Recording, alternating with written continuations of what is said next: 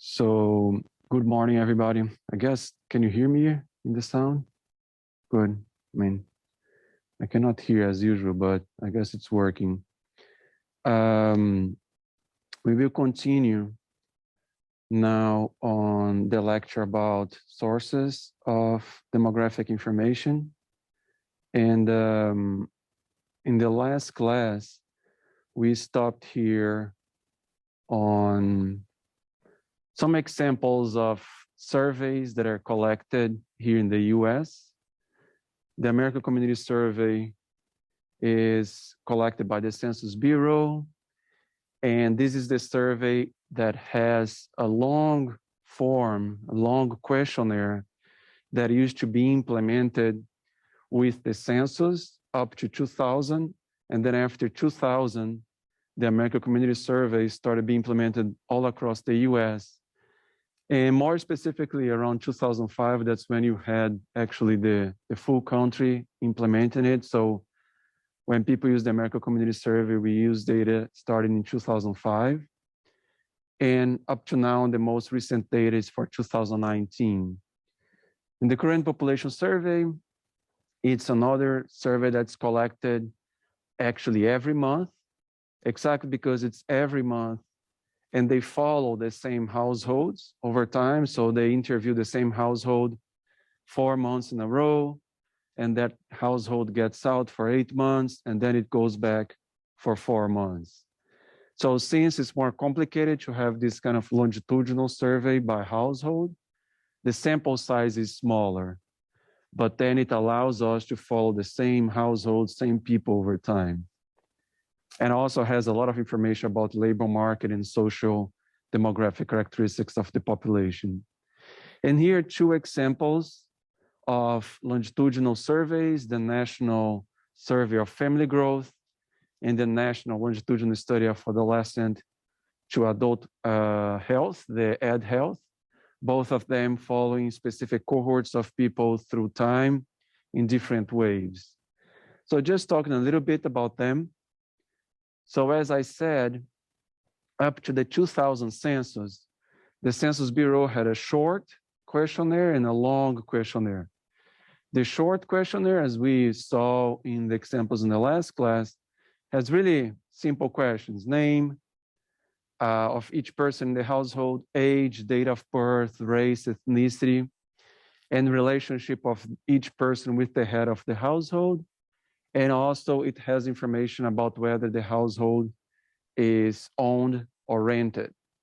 So that's the short form that's still asked in the census, 2000, 2010, and 2020, for example.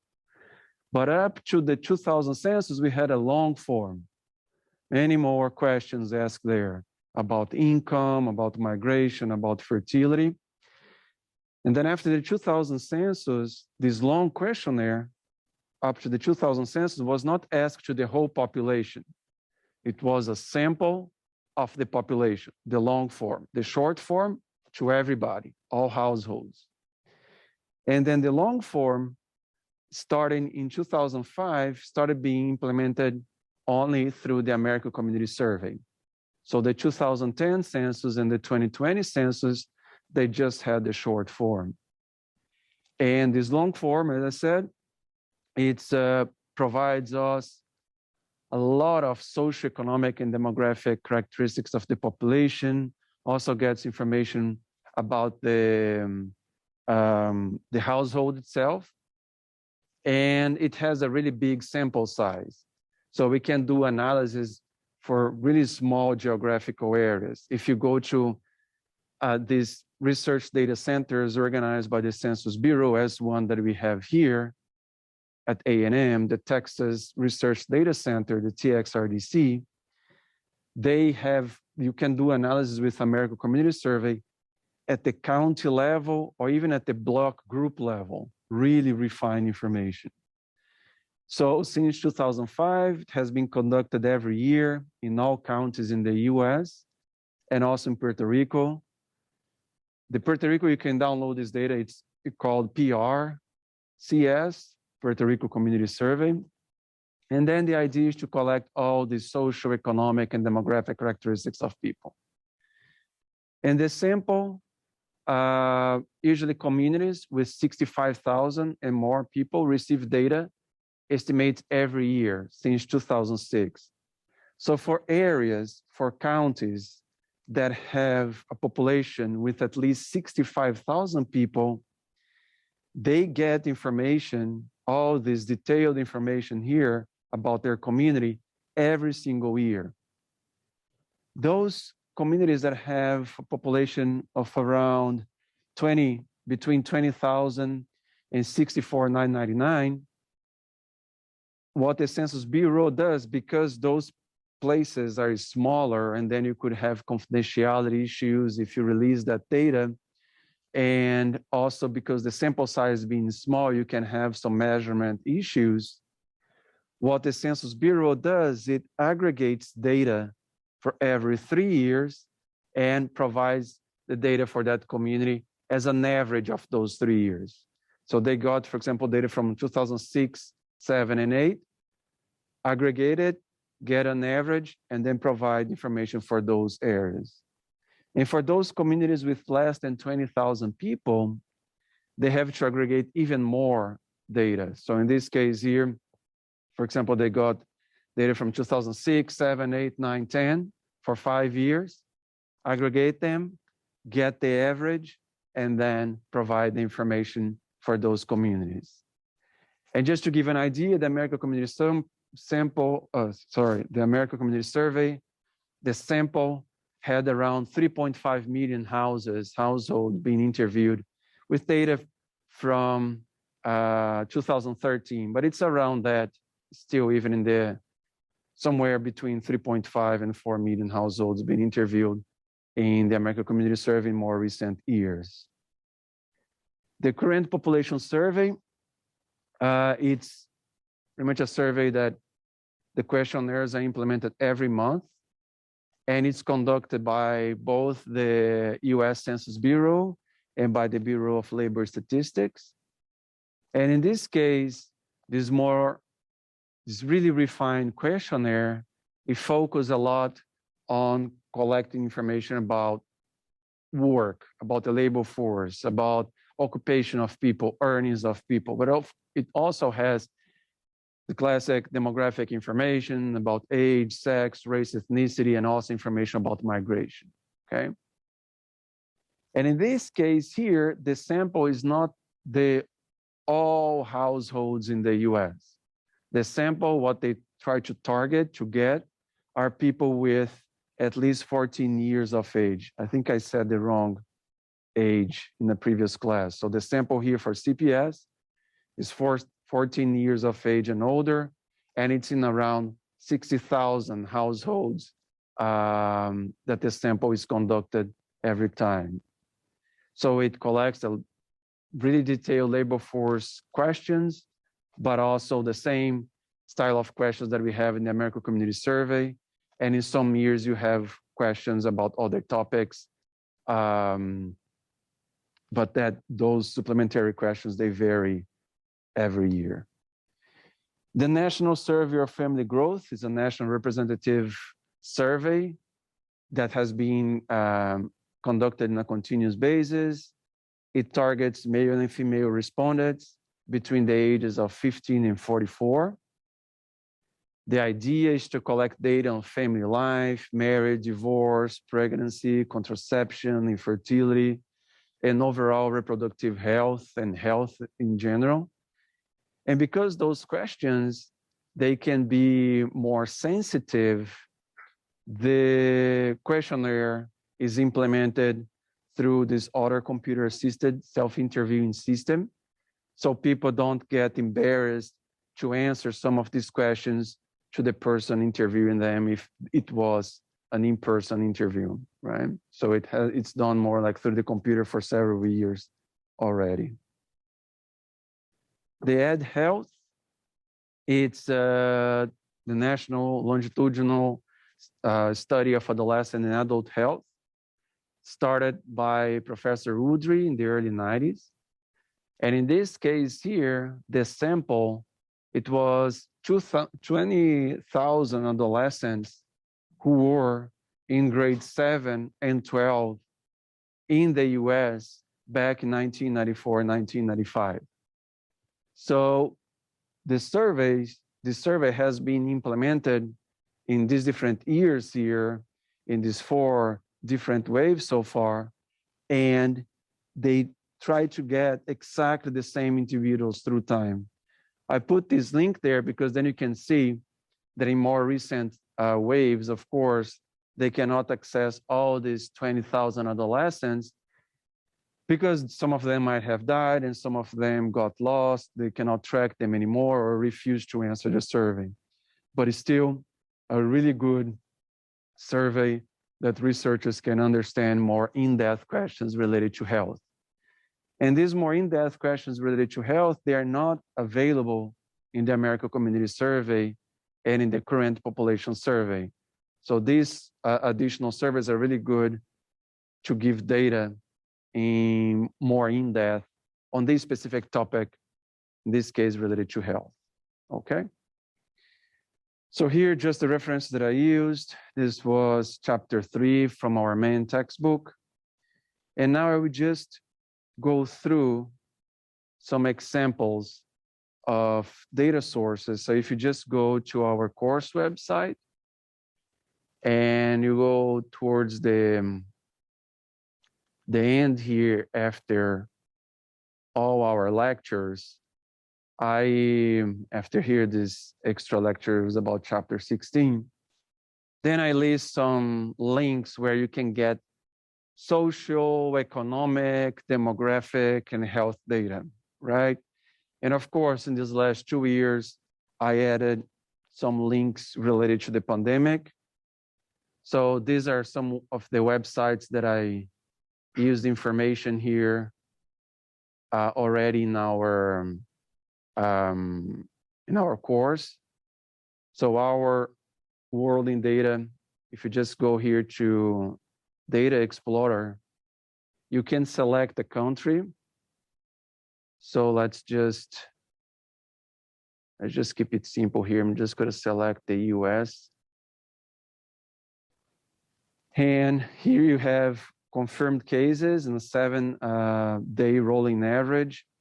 And this is relative to the population. You can also get it just the raw numbers of how many cases. You can get information in log. In log is that case that the large numbers get closer to the other ones.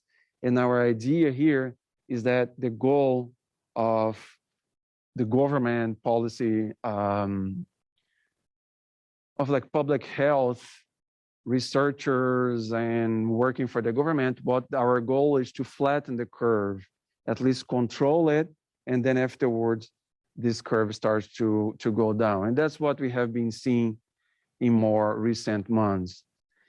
In terms of cases, it's still really high because of all like Omicron variant came up, and then you saw this really huge increase.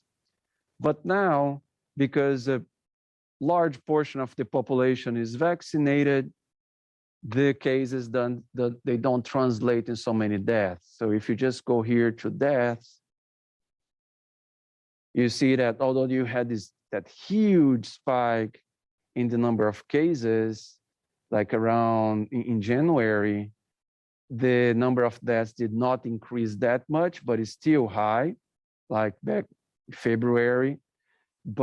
And most of these deaths are happening to people who are not vaccinated, right? And then you can compare different countries as well.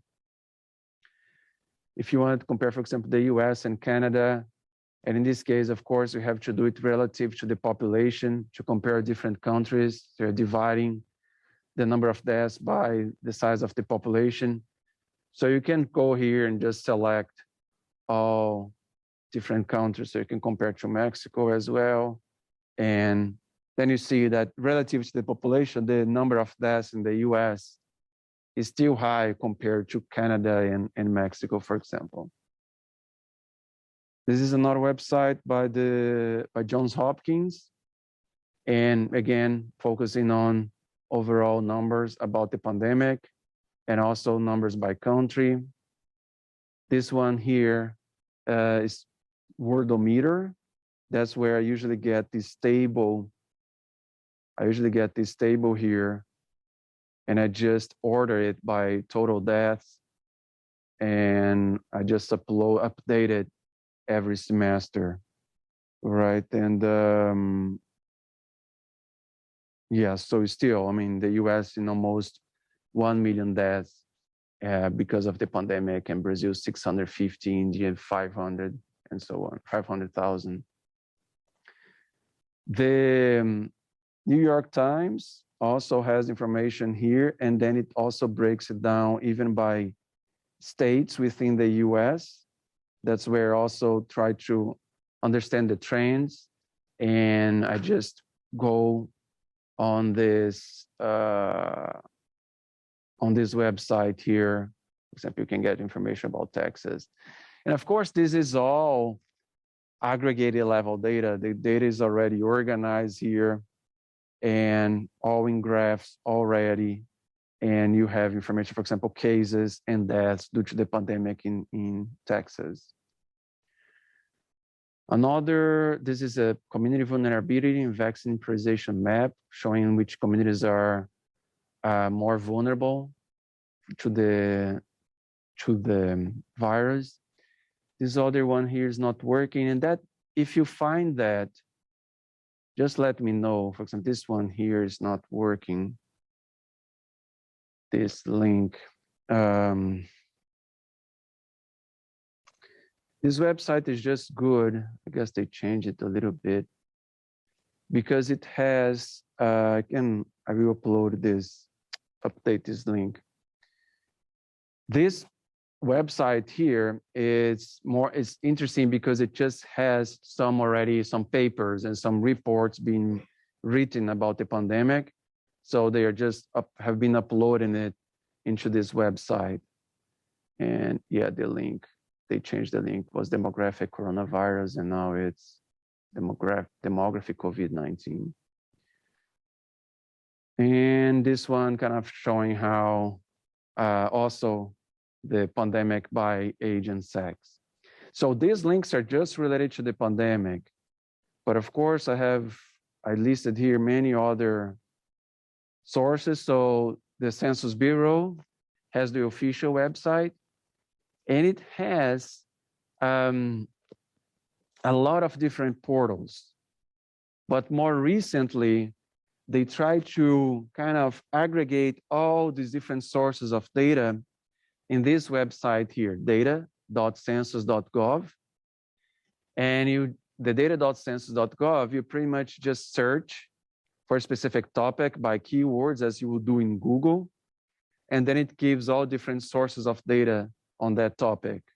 But if you want to go specific to the website with American Community Survey data, you can get them here, the current population survey, and some if you want to understand migration from every county to all the other counties in the US, if you want to generate maps by yourself, if you are taking a GIS class here in college to learn how to use maps, how to create maps, you can download the shape files and then link those files of maps with data. So this is all public available, right? And so this is the main Census Bureau website, and you can go into all different places here to collect data. But that specific one, data.census.gov. So it's kind of like you just do a search by a topic. So let's say that I want to understand fertility. Let's see, fertility in Texas, right? And then you have a bunch of different tables here, some of them by marital status, by age of women, and then it tells you where the data is from, and all these ones here from the American Community Survey. All this data here from the American Community Survey. So if you click on it, this data is going to be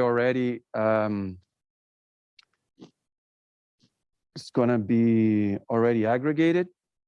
So here you have information about number of women between 15 and 50 years of age in Texas, And each one of these groups, how many by race, ethnicity, by nativity, those that were born in the US and born outside, by education, poverty, and here, out of these 7 million women, and this is data from 2019, and that's the 1-year estimate. So that's the 2019. If it was an average of 3 years, it would be the 2017, 18, 19, 3-year estimates. If it was a 5-year estimate, the same thing, an average of 5 years, finishing 2019. And here we had in 2019, 7 million women in Texas between the ages of 15 and 50, and around 390,000 had a child in the previous year. So this information here of how many women in reproductive ages had a child born alive in the past 12 months, if you get that number and divide by this one here, then you pretty much have fertility rates, right? But what we usually do, what demographers do, we break it down by age group, as we're gonna see in the following chapter. We get how many women between, for example, 15 and 19 years of age had children, and divide that by the total number of women in that age group. And then you have the age-specific fertility rate for women between 15 and 19. And then you get all this information for the other age groups, and usually do it for every 5 years. So it's like 15 to 19, 20, 24, 25, 29. Here is more aggregated. But if I wanted to calculate, for example, the total fertility rate in Texas, I would search the data here to get this number here, how many women had children in the last year, and in each one of these 5-year age groups going from 15 to 49. And then you can calculate the fertility rates, right? So this one here is, for example, the rate per 1,000 women. Out of 1,000 women between the ages of 15 to 19 in Texas in 2019, 16 of them had children. Out of 1,000 women between the ages of 20 to 34, back in 2019, 91 of them had children, right? And here I'm just doing fertility Texas. You can do everything, you can do, if you understand, you want to do about migration, right? You can do that. It doesn't have to be in Texas either. But you can kind of check if you are working a paper for a class, for example, you're writing an article for a local newspaper and you want to get some socioeconomic and demographic information, you can search. This website is really rich in sources of data and all aggregated, right? The American Community Survey website is this one, and you can download the data, and this is the direct link that's also in the website. This is the public use microdata sample.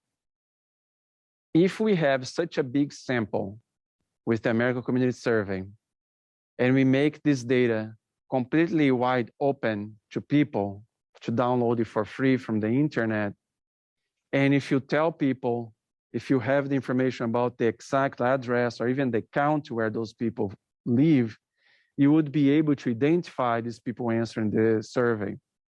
So you would have confidentiality issues. So when the Census Bureau make this data public, and in this case here, this data, it's gonna be the microdata. I explained what is microdata, right? That we have the full database in which each individual would be a row in our database, and each variable would be a column. So that data, microdata, you get it and you create your own tables. You create your own maps. You create your own figures. Based on that microdata, you aggregate the data afterwards. But because we would be able to identify people if we had really specific place of residency, the Census Bureau, instead of giving information of, for example, where people live, address or county, they reaggregated the counties, big counties, they break them down, or small counties, they aggregate them in a way that these areas will have at least 100,000 people.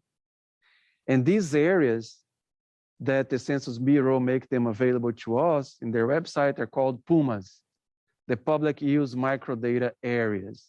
So that's the smallest unit of analysis that we can do analysis using the ACS, right? The smallest geographic unit of analysis. This is the website with a current population survey data. That's the official one, the Census Bureau. And this one is where you can get these maps from the US. You can get these maps for the whole US or for specific states. And these maps are kind of raw. They are empty maps. They're just the shape files, pretty much an empty map with the boundaries. And then you can get data from, for example, the American Community Survey, merge into it, and then you can create your own maps, right? Usually when I do analysis with the American Community Survey or the current population survey, I go to the EPUMS website, right? So EPUMS, it's a website, it's a portal that's makes it available a bunch of different data sets to us. It's organized, it was created by the Minnesota Population Center that I already mentioned here, Ruggles, the director. So it's related to the University of Minnesota. And here on EPUMS USA, if you go to this website, you're gonna have data from the census in the US and the American Community Survey. So I use a lot this website here. And all these data sets, they are provided to us at the microdata level, right? Each individual is a row. So if I go here and then I go to browse and select, I can select the samples, which years I want. So if I want to have the 1 year estimate, that's 2019, the 5 year estimate will be the average of 2015 to 19, for example. In previous years, we had the 3 year estimates, for example, this one here, 2011 to 2013. And we also have, so the ACS, usually we use the ACS starting in 2005 because the previous ones were not, they didn't get all the country. And then you also have information about the censuses. So in 2000, remember the long form questionnaire that's implemented only to a sample of the population is this one here, the 5%.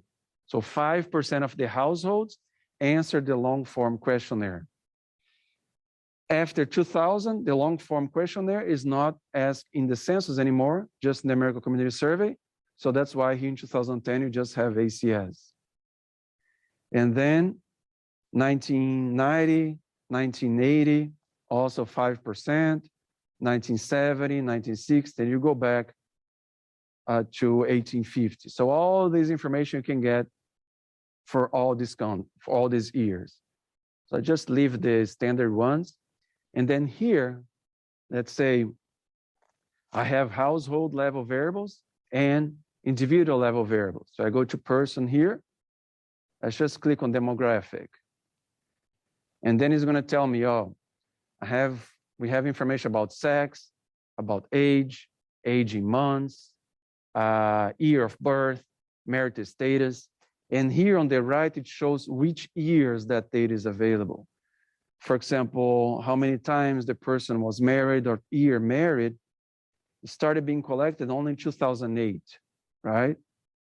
But then it shows the data that it's available all the way through here. So sex and age, marital status, and year of birth, not marital status, but year of birth, all collected since 1850, sex, age, for example, and year of birth, okay? So, and here what you do, you just select the variables that you want. Let's say that I want these ones here. And let's say that I want to also do analysis about income. So total personal income and total family income. And you say here that it now has 5 variables selected, 35 samples. 35 samples, all these years that I selected. I could have unselected the years if I wanted. I can also get household level variables. So geographic. Geographic, what's the smallest geographic unit that we have in the census? The public available census, the public use microdata areas. So I can select that. Or if I can just do a more aggregated level information, I can select a state where the person lives. For example, this one here. And if I have a doubt about what the variable is, I can click on the variable, and then it's going to tell me what it is. So here, it's a much more detailed information than what I provided before that I gave a summary. So the public use microdata areas have at least 100,000 people. So we cannot, it's much harder for us to identify people. So we don't have problems with confidentiality. And they can either be disaggregation of counties or aggregation of counties. And it gives us the codes. It's a 5-digit numeric variable for all these different areas in the US. Let me just go back here to show you one of those. Let's go here to person, demographic, one of the variables that we chose. For example, age. Age reports the person's age in years as the last birthday, and then the codes is going to tell you exactly what each one of the numbers mean, right? So it goes up to 135, for example. But more recent data, they go up to 90, 96, right? And that's like just getting everybody with at least that age completed.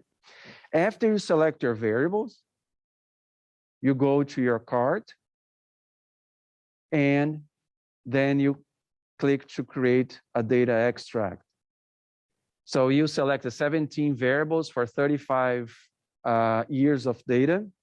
You can create a nickname here for your extract, PCS and Census. Submit extract, and it's going to ask you for your email and password. And you can do an email password here for free. So you can just create an account right here on the right? I did this account before I came to A&M, so I use my A&M, my Gmail here. Do I have to select all this stuff? I just wanted to show you how it is at the end.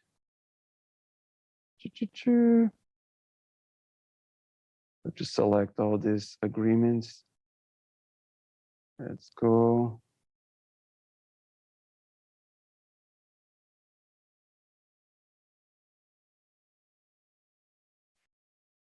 And then submit extract again. And then it's going to start to compile the data. And when it's ready, it's going to send me a message by email saying that the data is ready to download. And then I just go back here to this website and I click here to download the data. This data is going to be a text data. So it's going to be one line for each individual, one column for the variables, and it's going to be text variable. It's going to be a bunch of numbers all messed up there. So you have to use a statistical software in order to read that information. So for example, if I use Stata, which is a software, I will say that the variable year is on columns 1 to 4. And then from columns 5 to 10, I have the sample, the serial number from 11 to 18. Sex from 89 to 89, so it's just one. Age from 90 to 92, so 3 columns. And just imagine a database would be something like that. So let's say here 2019 and whatever number. So it would be something like that, right? And what you have to, it's going to be a,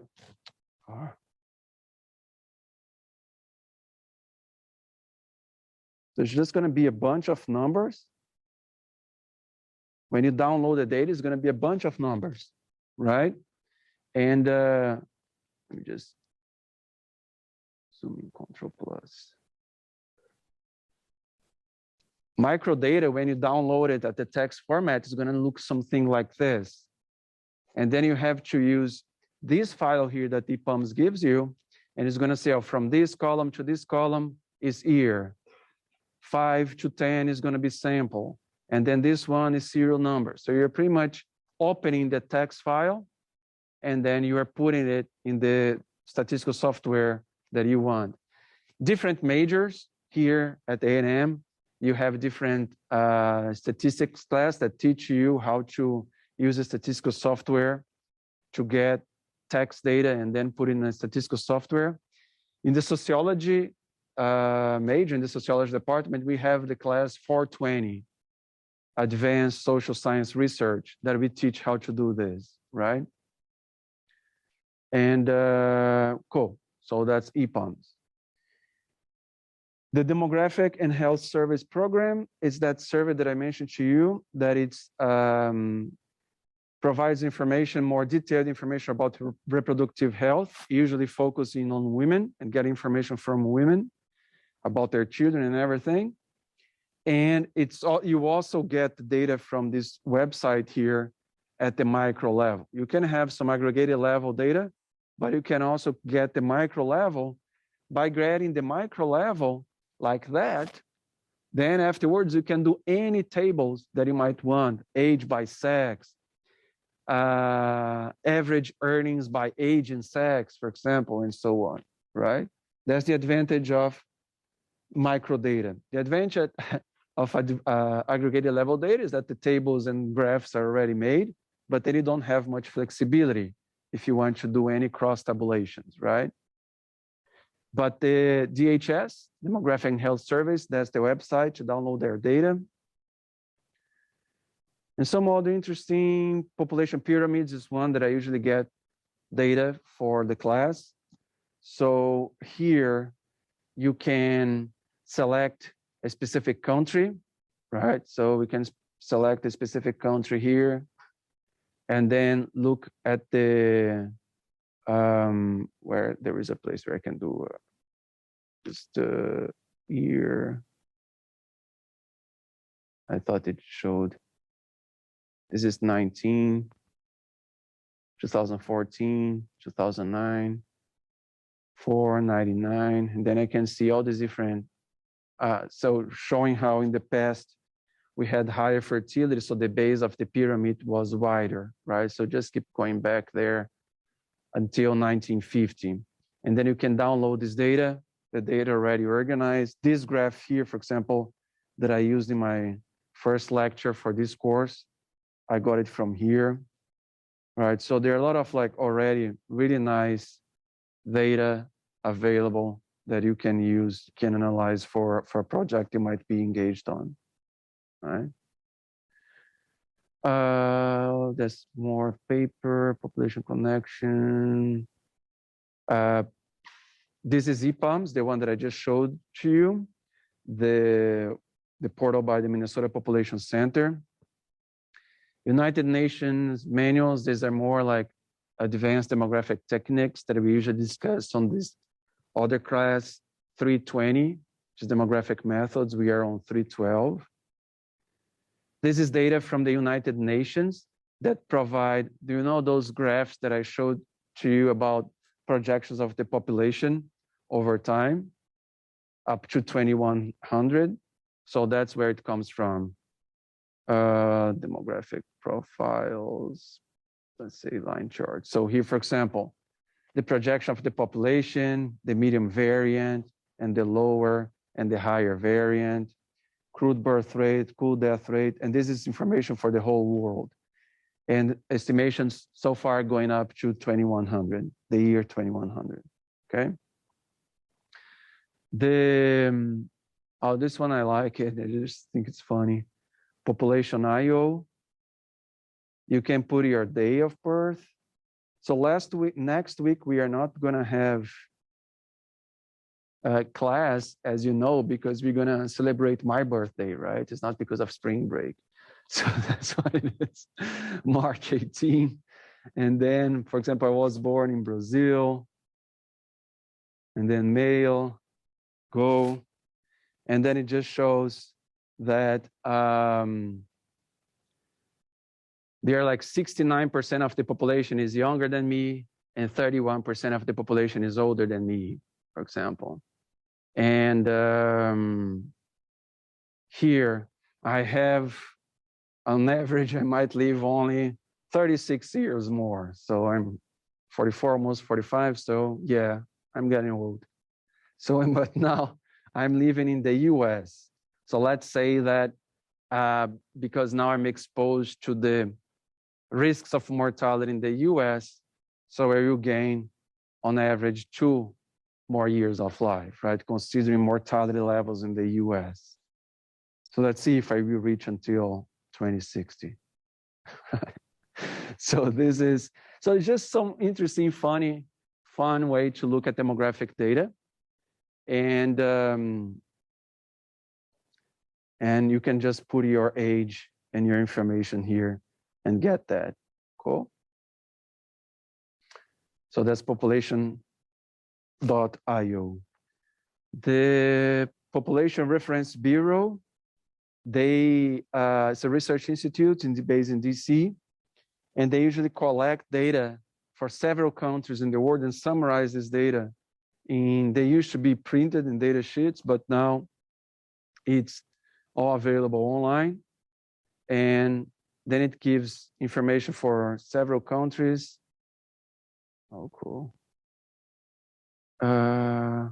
Working age population declines. Yeah, it's now. Oh, you can order as a poster, or you can download it. Let me just see if I would be hard. Let me try to do this fast.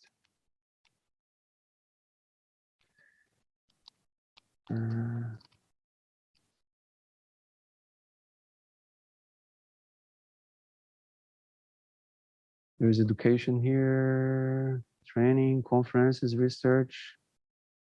I guess in my daily work, download. Print at home booklet. Oh man, come on.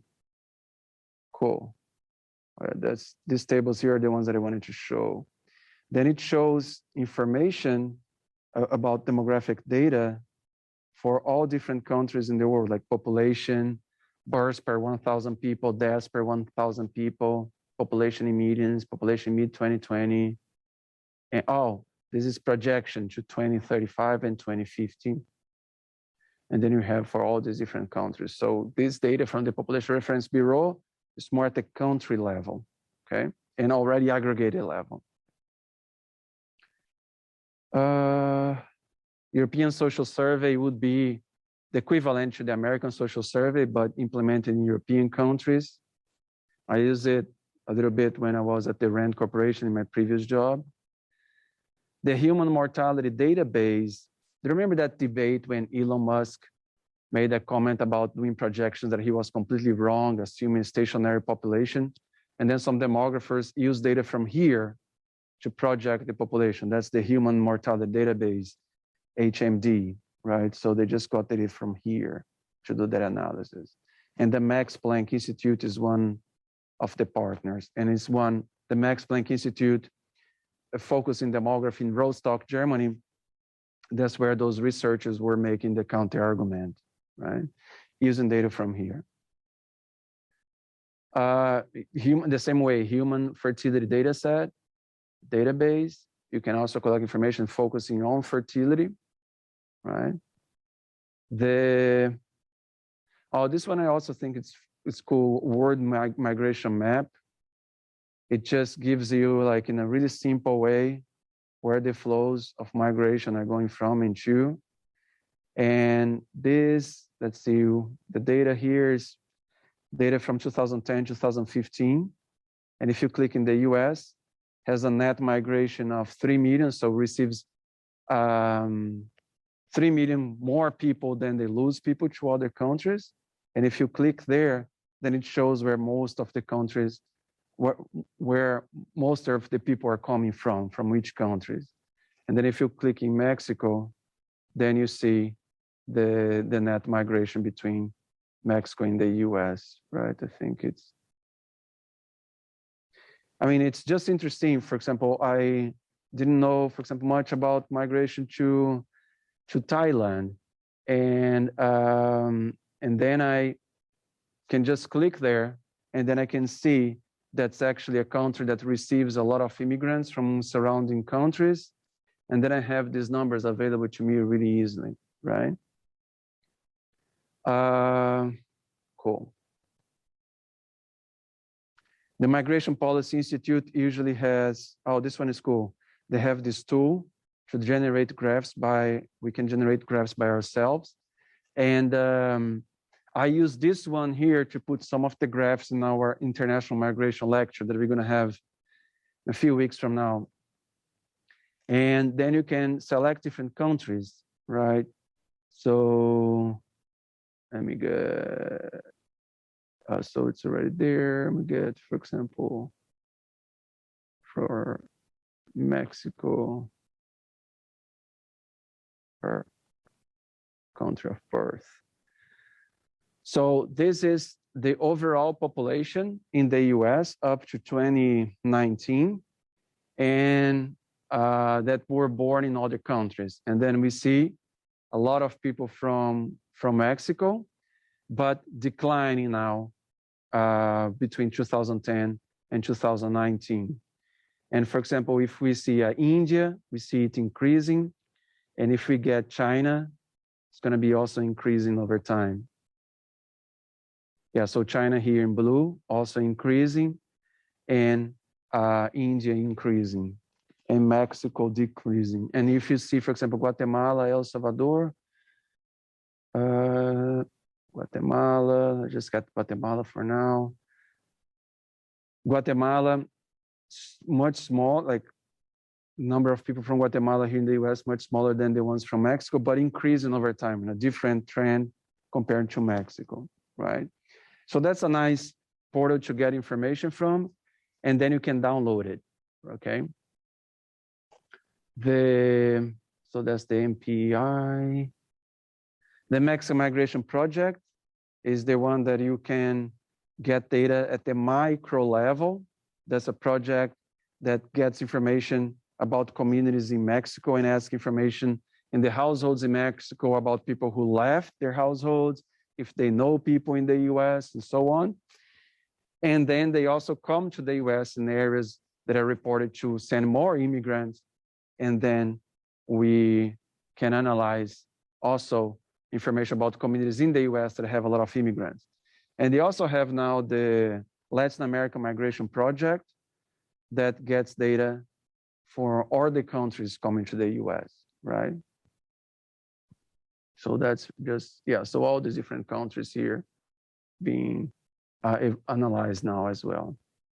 And it's done by Princeton University and University of Guadalajara in the case of the Mexican Migration Project. The Maximum Family Life Survey is a survey that follows people over time in Mexico, so you really longitudinal. Resources about refugees now, because of the war in Ukraine, a lot of people are getting data from the UNHCR, the UN agency about refugees, and you can just go to their data. They don't have like really detailed data about, I mean, actually I just saw it today here. It's hard to see. Let's see, UNHCR, Ukraine data.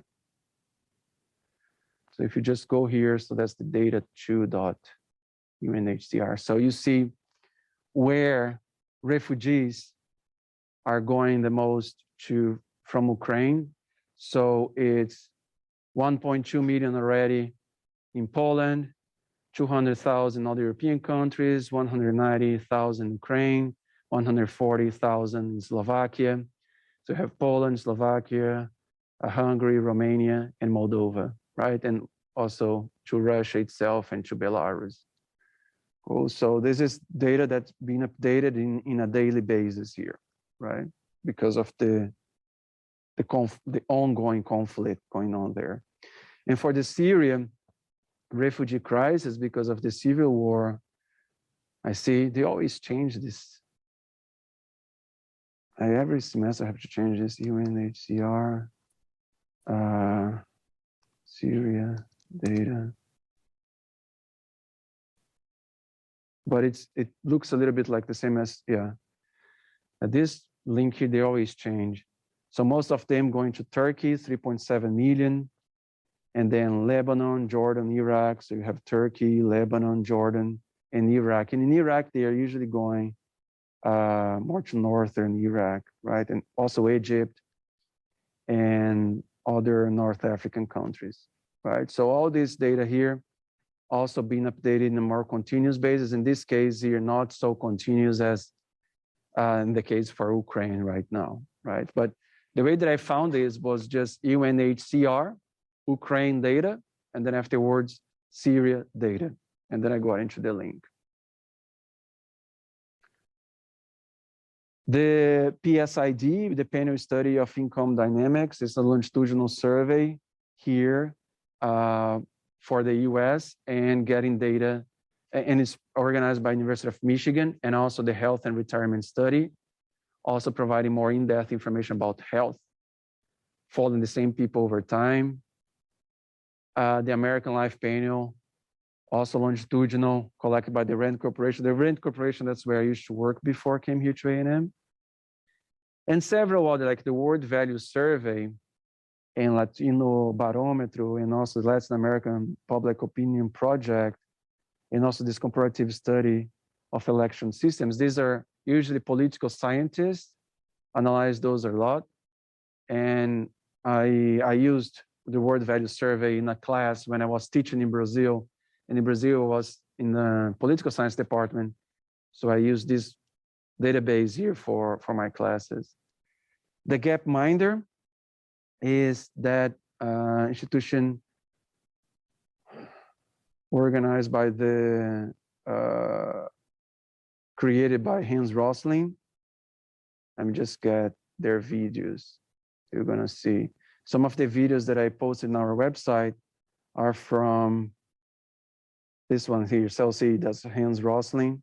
And some of the videos that he made, I put the link into our website, right? But you can see many more here. So for example, this one here, Don't Panic. And this one, The Joy of Stats, are usually the ones that I put in our course website, but you can look at all these other videos as well. World Bank and the IDB, the Inter-American Development Bank, also have aggregated level data. And so you can see GDP per country, for example. Where it is? Oh, I have to select here. And then I have the information for the whole world, and I also have the information about GDP, the gross domestic product for all these countries, and it tells here where the data is from, the most recent year, right? But you know, again, this is the World Bank database, and you can select for all different indicators here. And it's just really good source of data to get disaggregated level data at the country level. The same thing about the Inter-American Development Bank. All this, you can search for specific indicators here as well. Oh yeah, you already have, let's select an indicator, annual average inflation, for example. And let's get the ones that are easy here. Argentina, Brazil. Yeah, so that's the ones that we have here now. So we have some estimations about all these different indicators that we can just search for them here. Any other one? The Pew Research Center is it's a great research institute, and they collect their own data and write a bunch of articles about all these different topics. And they also analyze data from the Census Bureau, from other sources. But they also have this website here to download databases about US politics, journalism, media, internet, social demographic trends. So you can go here and just see the different databases that they have. Of course, you also have to create your account, but it's all free. Just create your account and then you can search for these databases.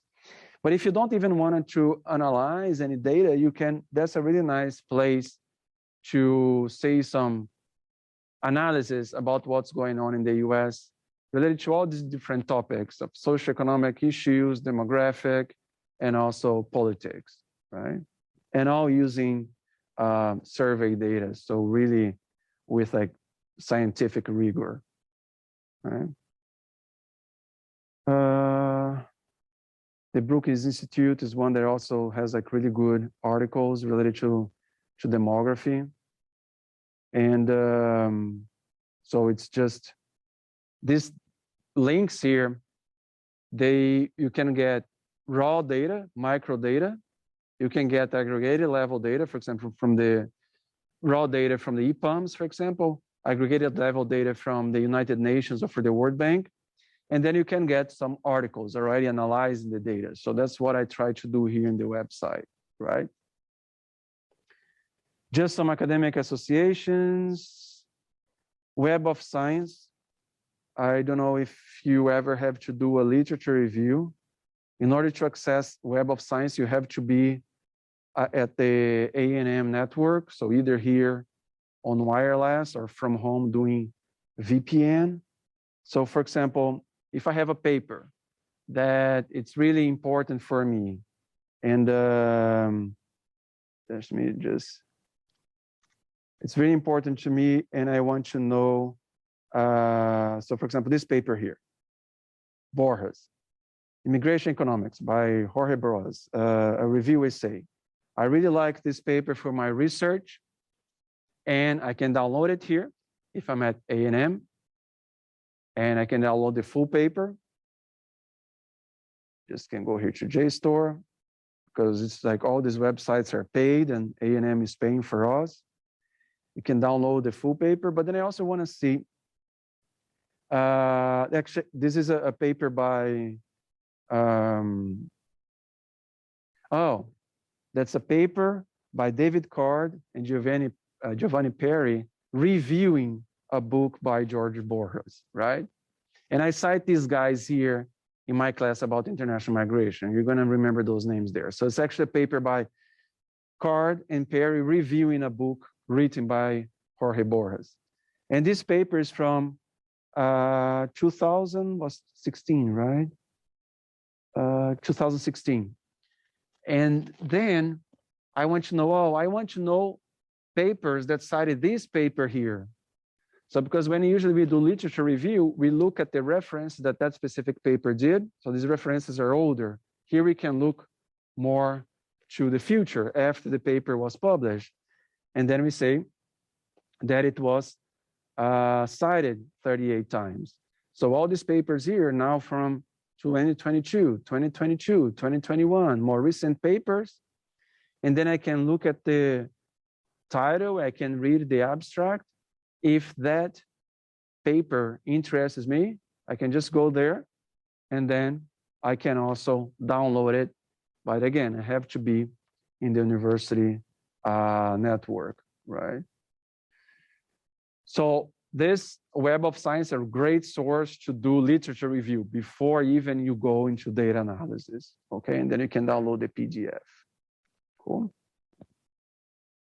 JSTOR is one of the databases with articles available to us, but the Web of Science kind of catches them and then sees who cited those specific papers in more recent years. But a lot of different sources for literature review here as well.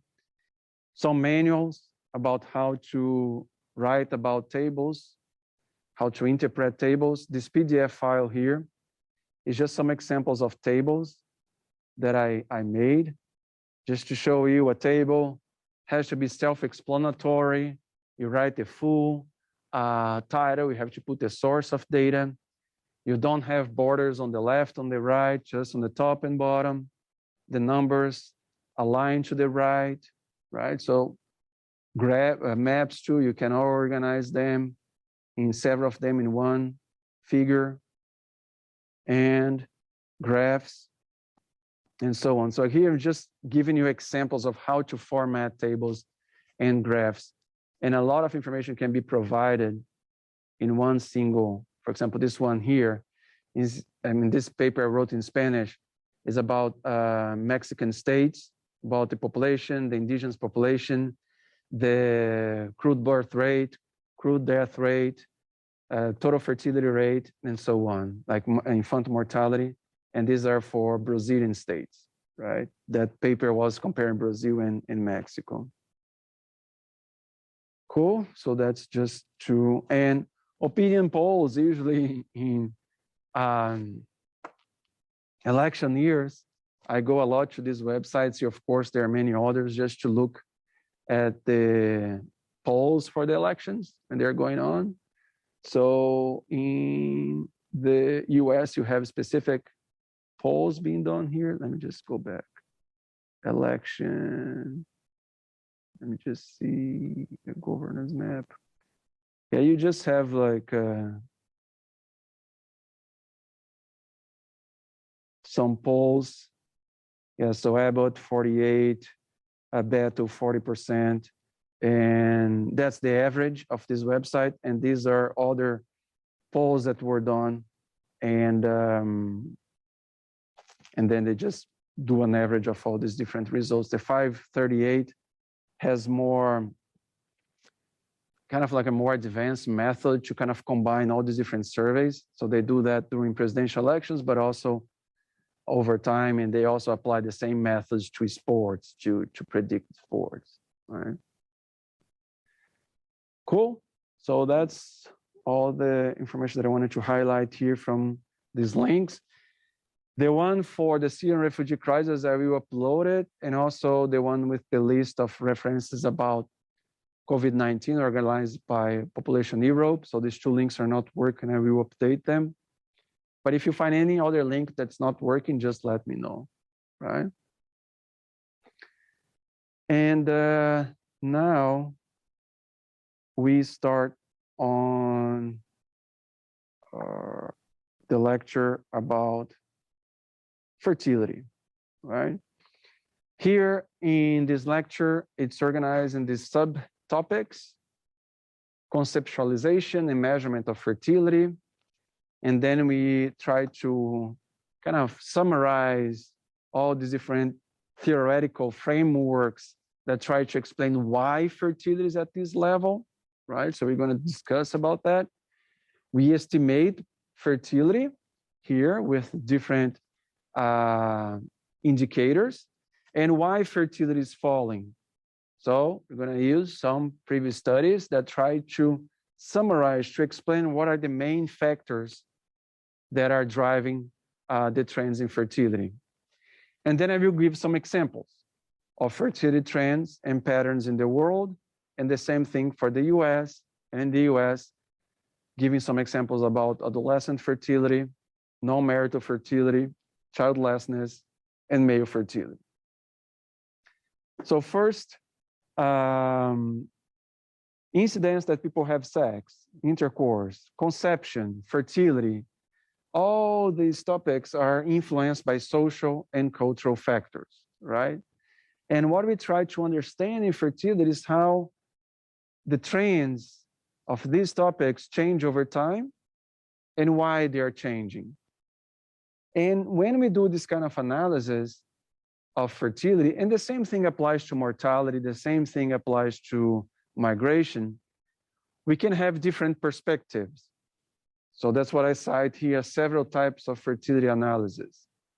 Whenever I talk about this, cross-sectional analysis, cohort analysis, just remember the Lexis diagram that we talked at the beginning of the semester, right? The Lexis diagram.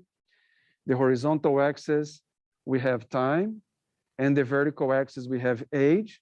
And then the idea there is that if we can follow people through time, the same people through time, we go in the diagonal, in the cohort.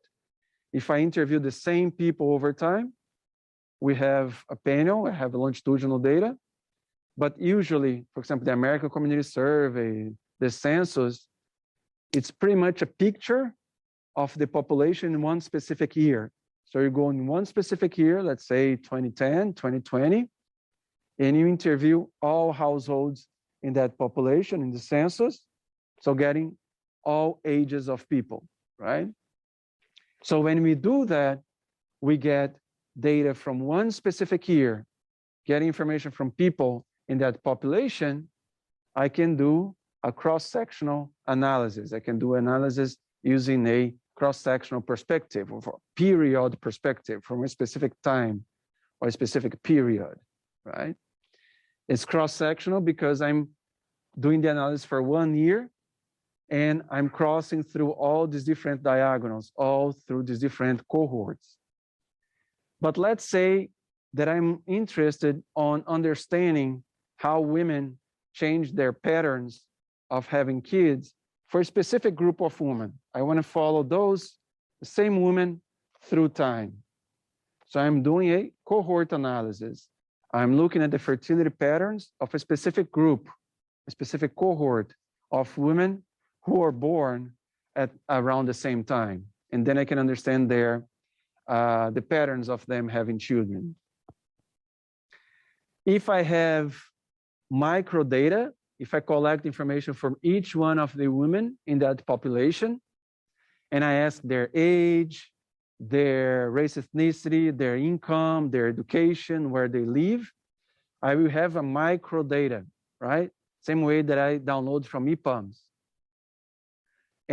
But if I just want to have an overall analysis and go to that data.census.gov, like I showed you, I just want to know the overall levels of fertility in Texas. I can do that just doing the search bar. And then I have an aggregated level information. I'm doing a macro analysis. And I will lose information about each one of the women giving me information in the survey, but it gives me an overview of fertility trends and patterns in a specific country or in a specific state that I might want to analyze, right? In the cohort analysis, for example, if I focus on women between the ages, let's say, of 20 to 24 in 2010, and then 10 years later in 2020, I go to the woman between 30 to 34, right? No, yes, 20 to 24, 30 to 34. This woman being interviewed with the, let's get the American Community Survey. If I get the American Community Survey from 2010 and the American Community Survey from 2020, whenever it's available to us, and I try to get women that in 2010 were 20 to 24 years of age, and then 10 years later were 30 to 34, what I'm trying to do is a cohort analysis, but not necessarily the same women who were interviewing the American Community Survey back in 2010 and now more recently in 2020. Again, the 2020 data is not available, it's just an example here. In that case, I'm just getting women in the ages that they would be when the 2020 ACS was implemented, and then I want to understand their fertility patterns, how many children they had, and so on. I'm trying to follow the same group over time. But it's a synthetic cohort because I'm using period data collected for these 2 years and linking these two groups. But they're not necessarily the same women, but they are women who were representative to the population of women 2024 in 2010 and representative to the woman between the age of 30-34 in 2020, right? So I'm doing a cohort analysis, not longitudinal. I'm getting period data to build my cohort. So there are all these different ways in which we can use data to do our analysis. That's why it's important to take classes related to more, I would say, social statistics or statistics applied to social sciences, to sociology, political science, economics, geography, urban planning, and so on. Each one of these departments and majors have their own classes, and it's good to take those classes because then a great place to get jobs in the future when you graduate is to do data analysis.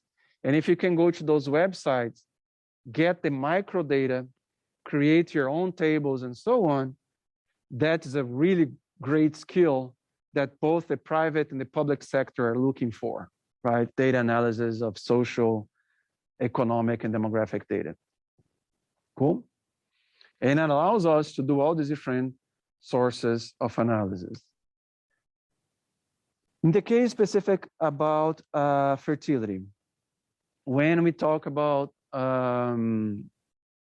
fertility, we have to understand what the terms mean, right? So fertility is the actual production of male and female births.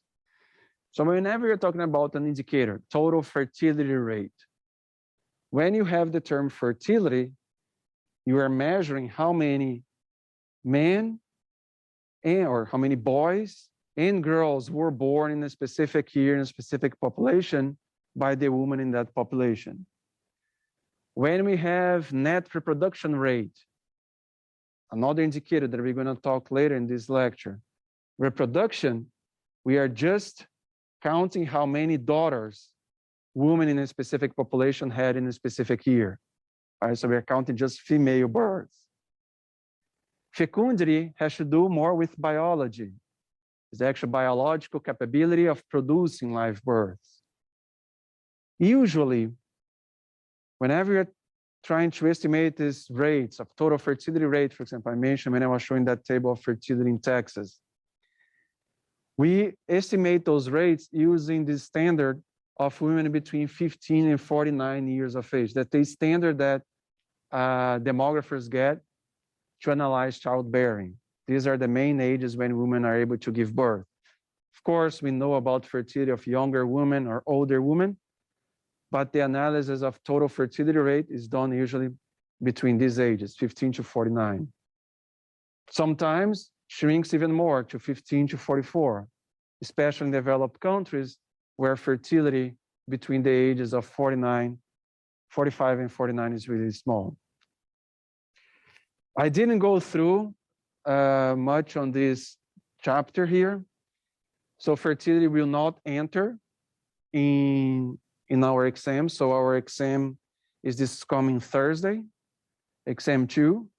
So we don't have in-person class. You can come here to this class and have the exam here if you prefer the wireless. It's going to be quiet and so on. On Canvas, all open book as before. And the topic is going to be whatever we discussed after the previous exam until the chapter on sources of demographic data that we finished today. I will not ask any questions about this chapter here on fertility. Okay?